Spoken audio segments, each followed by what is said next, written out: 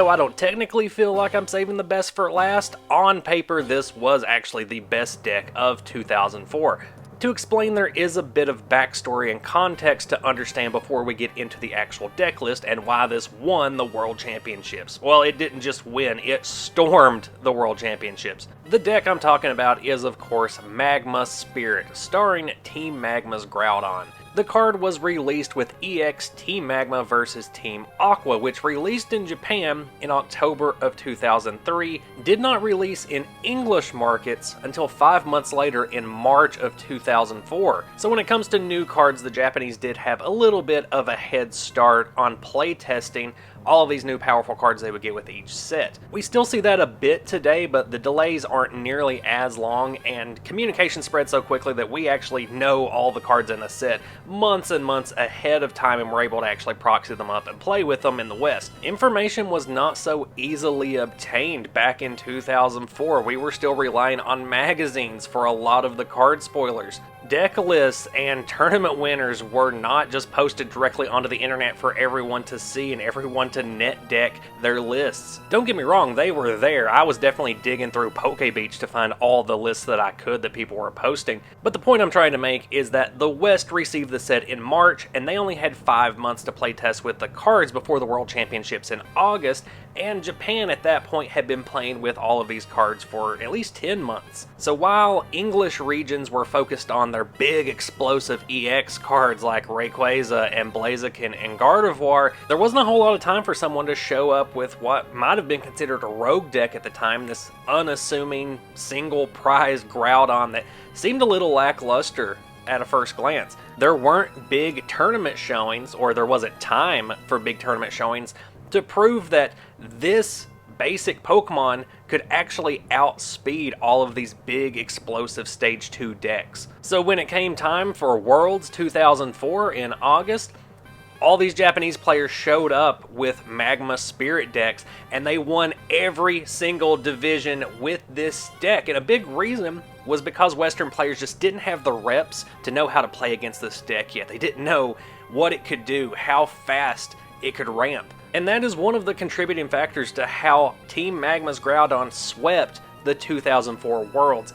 Is it truly the best deck in format? I don't necessarily think so. I think it can go toe-to-toe with Blaziken EX, with Gardevoir EX, and then it comes down to luck and player skill. But I did want to supply some context, because on paper it looks like Japanese players had just been secretly brewing these Magma Spirit decks, and then they showed up at Worlds and were just like, hey, actually this is the best deck in format and we're going to stomp all of you. It was a little more complex than that.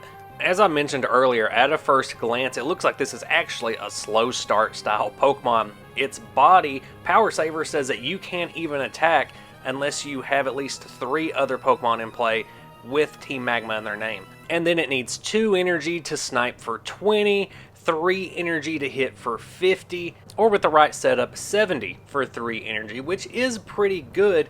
But when you compare it to the apparent explosiveness and raw power of these other big EX decks, this didn't look like it could stack up. But the deck isn't about the Pokemon itself, it's about the engine, baby! You gotta remember, Team Magma Conspirator can just go grab 2 Team Magma Pokemon for you, and Magma Ball's gonna take care of the rest, because regardless of coin flip outcome, you're gonna be able to grab that 3rd, that 4th Team Magma Pokemon. So that's gonna override the Power Saver body for you pretty easily. You'll frequently be starting with Team Magma's Zangoose in the active position anyway, and it can call for family to get a Team Magma Pokemon directly onto your bench. As for the energy requirements, Team Magma's Camerupt has got you. Once per turn, you can use its Overheat power to search your discard for a basic energy card and attach it to Team Magma's Camerupt, and then put 2 damage counters on it. Notably, this can be any basic energy card, so most of the time you're going to be grabbing a fighting energy and attaching it to Camerupt.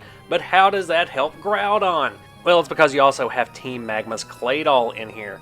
Its Magma Switch power is going to let you move an energy card attached to one of your Magma Pokemon to another one of your Pokemon. So that's how you're going to accelerate energy from the discard onto Camerupt and then use Claydol to move it from Camerupt to Groudon, which works out pretty nicely because you're placing the damage counters on Camerupt, a Pokemon that you're not really going to have in the active position unless it's against your will. So it's taking all the downside from the energy acceleration, and Groudon just gets to eat that energy and use it to get off some really big attacks. Further support for this engine comes in the form of Mr. Briny's Compassion, so that when you start stacking a bunch of damage counters on that Camerupt, you can just bounce it back to your hand and keep it safe from an easy KO for your opponent. And if you don't have a turn to waste to evolve back up into Team Magma's Camerupt, then you can just play Maxi and play that Camerupt straight from your hand with no kickback, or pull another Camerupt from your deck and put it into play with no kickback.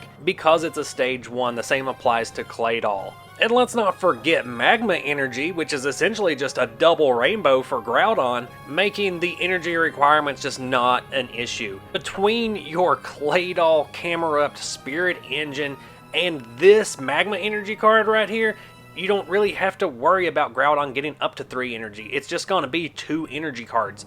In a lot of ideal scenarios, you are pulverizing on turn 2. And if your third energy requirement on Pulverize is a special dark, you're dealing 60 base damage. That's going to knock out most basic Pokemon that you're facing in the early game, while Team Magma's Groudon itself is a 100 HP basic. So it is not going to be in danger in the early game in this format. And that's how the whole package kind of comes together, is when you realize that when you're facing this card, it's on the field turn 1 because it's a basic, it's got 100 HP, it's got high damage potential, and it doesn't really care about energy because the engine is so easy to construct and it is so efficient. So let's take a look at the full deck list. This is a verbatim deck list that won the 2004 Masters World Championships. This is piloted by Suguyoshi Yamato. Very sorry if I mispronounced that name. In the extra supporter slots that we've not already talked about, we got some extra draw power with Underground Expedition and Copycat, notably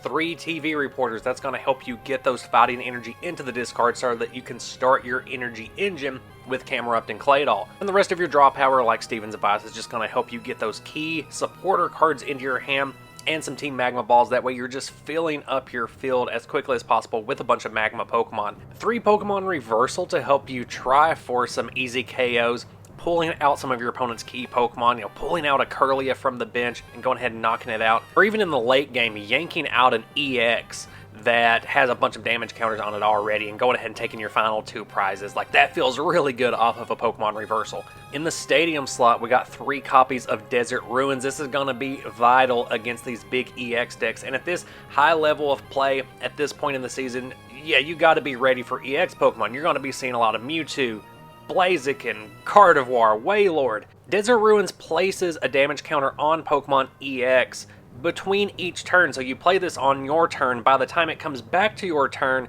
Desert Ruins has ideally placed 2 damage counters on that Pokemon, meaning that Pulverize is ready to deal a higher base damage. With the help of a special darkness energy, you're looking at an easy 80 damage. On the energy side of things, we got 6 fighting energy, 1 psychic energy, 4 special darks because those are going to be very relevant, 4 copies of your Magma Energy just because it's so good in this deck, and then a couple copies of Rainbow Energy. The Rainbows and the 1 Psychic Energy are just in here to help you attack more often with Claydol and with Camerupt across matchups. Now, these aren't specific to any one matchup, but across matchups you want to have Camerupt and Claydol available as backup attackers to hit for different types of weakness. A frequently asked question about the Magma Spirit deck is, why did it perform so much better than the Team Aqua's Kyogre deck, which had essentially the same engine for recycling and accelerating energy? And it does come down to matchup. You would think that Kyogre would actually fare better because it has a type advantage against Blaziken EX, another one of the biggest decks in this format, whereas Team Magma's Groudon doesn't have that. There's not a lot of Pokemon at the high end of play that are weak to fighting. But one thing you'll notice in the Team Aqua deck is that it has Cacturne teched in as a grass type Pokemon to hit for weakness. So you have a little tech in there. Magma Spirit does not have a teched Pokemon because its tech is already an integral part of the deck. And I'm talking about Claydol here. Claydol is essential to how this deck functions, but it just so happens it's also a great counter attacker to Gardevoir. Gardevoir is a matchup that can be really difficult for Kyogre decks, but not for Groudon decks, which we see play out at the 2004 Worlds. This is where we see one of these super healthy formats play out, where any deck can be good depending on the metagame that it's in. You take this Magma deck out of a World Championship environment, it's not going to play as well. You match it up against a lot of other decks in the 2004 format that just weren't as prevalent at Worlds, it can lose. A lot of these deck lists just straight up beat one another in this really weird, complex rock, paper, scissors style thing, which is what makes for a healthy metagame where any deck can be at the top. I mean, yeah, from this World Championship, 4 of the top 5 decks were all Japanese players playing a Magma Spirit deck. But as I prefaced at the beginning of the video, there were some other factors at play here. I mean, look at the diversity you see in the rest of the top 20. Going into this event, people were expecting 2 decks to dominate the entire event, and what we got was actually, there's a lot of really good decks and a lot of really good players out here, making some really interesting decks for a really interesting metagame.